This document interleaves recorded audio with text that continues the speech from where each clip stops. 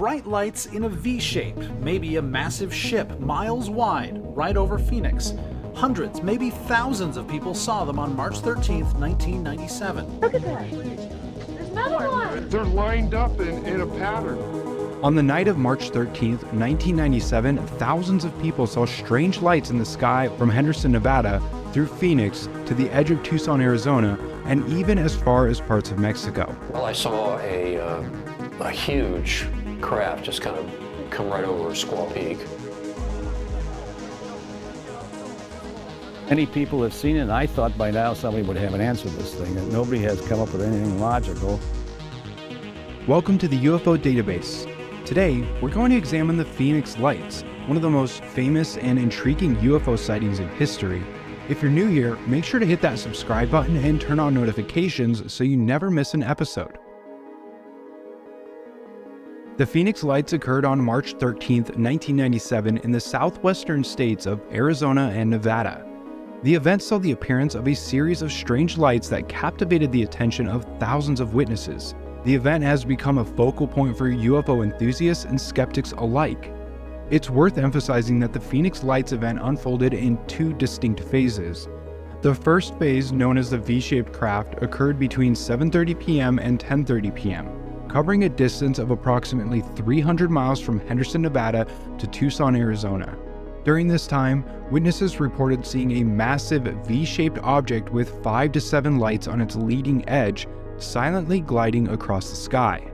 The craft was estimated to be over a mile wide and moved at a slow pace. The second phase of the event, known as the stationary lights, occurred between 10 p.m. and 2 a.m. A series of stationary lights appeared over the Phoenix area, forming a distinct arc shape. These lights remained visible for several hours before disappearing one by one.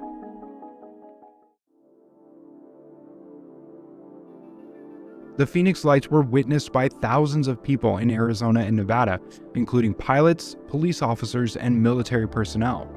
Notable witnesses included Governor Fife-Symington, who initially dismissed the event as a prank, but later admitted to seeing the V-shaped craft himself. That wasn't even close to a B, it was much bigger than a B1. A B1 actually isn't that big. No, this was totally different. He convinced that this is something from another world. I really believe that. I believe that, but I've always been open to that. You know, we're not alone in the universe. Yeah, there have been so many different sort of sightings and inexplicable phenomena. Another witness, Tim Lay, saw the lights from a distance of about 65 miles away. Literally came right across our street, and the right arm went right over us, just like a subway train, watching it go by. The first light, the second light, third light. Initially, they appeared as 5 separate lights in an arc shape, but he soon realized that the lights were moving towards him. Over the next 10 minutes, the lights appeared to come closer and closer and take on the shape of an upside-down V. When the lights were only a couple of miles away, he could make out a shape that looked like a 60-degree carpenter square with 5 lights set into it. The object appeared to move towards him, passing over his head and through a V opening in the peaks of a mountain range and in the direction of the Phoenix Sky Harbor International Airport. Between 8:30 and 8:45 p.m., witnesses in Glendale, a suburb northwest of Phoenix, saw the light formation pass overhead at a high altitude that became obscured by thin clouds. Around 10 p.m. that same evening, a large number of people in the Phoenix area reported seeing a row of brilliant lights hovering in the sky or slowly falling. Thousands of people saw what they believed were UFOs hovering over the valley. But were they really UFOs or just flares?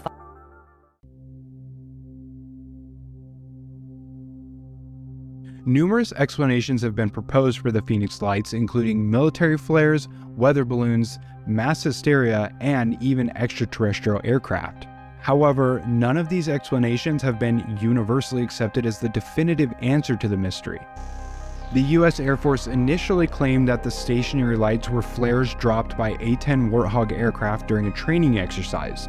However, many witnesses and experts have disputed this explanation, arguing that the light's behavior and duration don't match the characteristics of flares. Some skeptics have suggested that the V-shaped craft was actually a series of weather balloons tethered together. This theory fails to account for the object's reported size and the fact that it was seen by witnesses over a vast distance.